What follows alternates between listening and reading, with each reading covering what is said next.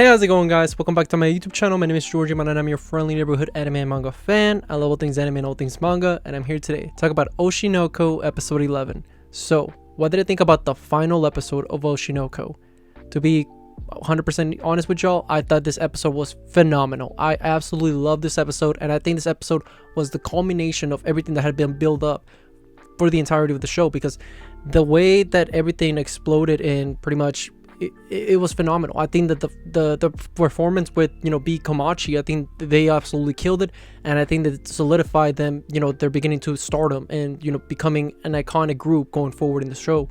Now, before I go any further with this week's episode, I just wanted to give you guys a quick reminder to make sure to subscribe to my YouTube channel so you guys can be up to date with all my Oshi no Ko as well as all my anime and manga content that I'll be providing in this channel. It really helps out a lot, and I would really appreciate it if you guys could subscribe to my YouTube channel. So if you guys could, please subscribe to my YouTube channel. Now, with all that out of the way, let's get into this week's episode. So, as I said earlier, this is the final episode of season 1. So I was walking into this expecting greatness, and I was blown away with just how amazing and beautifully animated this entire sequence of the girls dancing, because that was the big thing. It was their first show, and we were going to see whether they sink or swim. Are they going to actually make it into the business? Are they going to actually nail it, or are they going to flop? And I'm very happy to say that they absolutely killed it. All the girls just absolutely killed it in the performance, and what we see is that they're performing and everybody's getting hype, but in the background you see kind of like second guessing herself, and she's like, what, maybe I'm not good enough. And then we see a little flashback where the girls are picking up their collars for the glow sticks, because that's what the fans love to do. Is like, oh, so Ruby chooses the color red and Ma'am chooses the color yellow, and she sees the crowd and everybody's having all these like yellow and red glow sticks, but nobody's having a white one, which is the one that Kana is supposed to be representing. And she's feeling down, and then we see a flashback of her just feeling down and feeling like she's not worth it, like she's not there, like she is, like she wishes that she wishes she would be as popular as these other two, Ruby and Mem. And this is a typical thing that we've seen throughout the show of Kana and just her character as a whole, that she doesn't feel like she's good enough. And that's one of the huge detriments of her character, which is that she is so talented and she's amazing at mostly all things, but she's still so hard on herself. She is her biggest critic, and she constantly brings herself down. And we see that she's just saying that maybe I'm not good enough, and she sees all the crowd and nobody's having a white glow stick, and she's like, maybe this is not meant to be. But then out of nowhere you just see Aqua, the Giga Chad, lifts his fist up in the air with a white glow stick, and this is what rekindles Kana's passion, and she just absolutely gives her 1000% at that point and just completely kills the rest of the performance. It lights her up, and not to mention that Aqua does an extremely epic dance with the glow sticks, which it mirror the dance with him and Ruby when they were babies with Ai in her first show. So I think this was very symbolic in the sense that was in the first episode we saw that, and it was very fitting that in the last episode we would also see Aqua supporting his girls. It was Mem, Ruby, and obviously Kana, and it was phenomenal. My man had dance moves, and it was great. He gave a whole light show, and like I said, it really motivated Kana to just absolutely kill it, and she absolutely does. She definitely gives it her all and just makes an amazing performance. And you see everybody clapping, and pretty much they won over the crowd. Their mission was accomplished. They got exposure, and everybody seems to like them, and now I'm guessing we're in the trajectory to superstardom going forward. And what happens after the whole performance, you see that everybody's going home, they get in the band, and you see that they're driving around, but Kana, she knows that Pion was actually Aqua, and she hasn't told him that yet. As well as she starts thinking like, what was that all about? Like, why did Aqua like go in there with the glow sticks? And she's thinking all these things, and she eventually just asks Aqua like, hey, so what do you think about us? Did we do pretty good? And he's like, yeah, you guys didn't mess up, so I guess. And she's like, well, you could have been a little nicer. And then he's like, no, because I'm not gonna give you guys too much praise, since this is only your first show. It's only gonna go better, and you guys are only gonna get bigger and bigger from here, so I'll save the praise for that. And then Aqua kind of it's very nice of him to say something like that, because it really motivates Kana going forward to just realize like, what, there will be more shows. Like, I can't just be like wishing to get compliments all of a sudden for my first show. Like, no, I gotta earn those, and I will earn them in the future. And while all that is happening, you see that kind of smiling, she's happy just at the fact that Aqua is like, like he motivated her you know, he was the one that, you know, pushed her over the limit to make sure that she gave it her all in the show.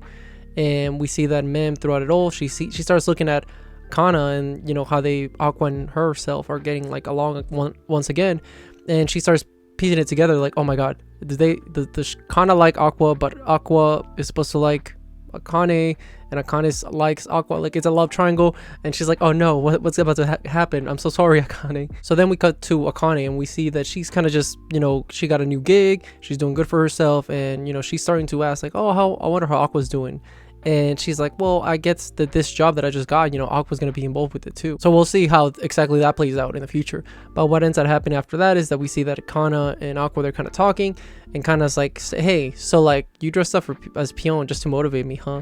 And Aqua is like obviously shy about the whole thing because he's embarrassed, because Kana's like, wow, you did all that so you can like be in good terms with me because I wasn't talking to you, like haha, like you obviously care about me. And she's just rubbing it all over his face because she obviously knows that he has some feelings towards her in some regard, that he put all this effort for her, and she, you know, she's loving this thing and she's gloating all over it.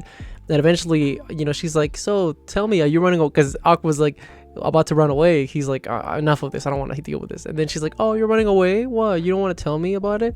And Aqua's like, there's nothing to talk about. And then you see him with a pissed off face like, oh no, there's a lot to talk about. You see Kana and you know, they start bickering a little bit, and it's cute. These two together are adorable. I love them too. Kana, best girl. I've said this over and over a million times, but I gotta once again remind y'all that Kana is best girl, okay?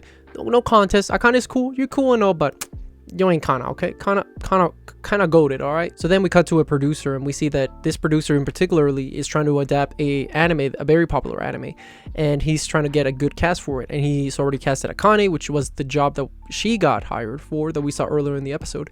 And we also see that, you know, he's trying to get younger talent, somebody that could play along with Kana well, like a dude. And then we see that it's the producer, the guy that's been talking to, you know, Aqua, and he's like, well, I got an idea of who, which we obviously know it's Aqua, because, you know, Aqua did say that I owe you a favor, so this producer is gonna definitely put that favor in use with this.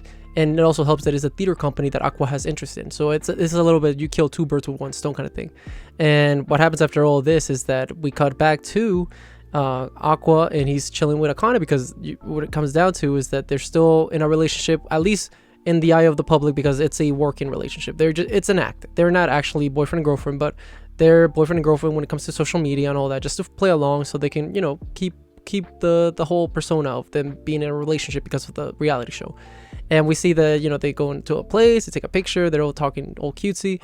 And eventually, you know, Akane tells Aqua like, hey, I got casted in this show, and you also got casted as a dude, like, hey, this is great, right? I got you, and you definitely would be like casted for this, obviously. And she's all gloating about it, but then we see that Kana interferes. So then we see Kana just absolutely scold Akane in pretty much what she's doing right now, which is she's posting in social media where she's at, which is a huge no-no, because that's how you get stalkers, because they'll see you in real time. And she's like, you never do that. If you're gonna post something, you should probably post it a day after you went to a place, because that prevents you from being stalked and people knowing your location, because you never want to do that. And she's like, oh, by the way, I got casted in a role. And they're like, really? Which role? It's like, it's the role of the same as you guys were talking about. And we're like, what? And not just that, the role that she got casted on is another love interest of the main character, because the love characters, you know, there's two love interests for him. So this is breaking the fourth wall, and it's amazing. It's great. So not only is he being chased after by these two girls in real life, but also when it comes to their job, I think this is hilarious. I think this is funny. And what we see is that eventually you see these two girls, like, you know, they got the fangs out, they got the claws out, they start getting a little catty. And we see like pretty much Akane goes like, oh, well, you know, I'm glad that you're gonna be in this performance, but are you sure you're gonna be up for the part? I don't think, I haven't seen you act in a while. And then Kana is like, no, it's crazy. You know, it's crazy that for me, I don't take little roles like that barely pay like you do. I actually, like, yeah, I'm gonna take a role in a big TV show. And they just start like doing little digs at each other, and it's hilarious. And then to add some fire, we see that Kana just absolutely destroys Akane with this sick burn that is pretty much her saying, oh, by the way, didn't you also like gain a bunch of popularity out of nowhere just because people were sympathizing for you because of your little thing that happened in real life?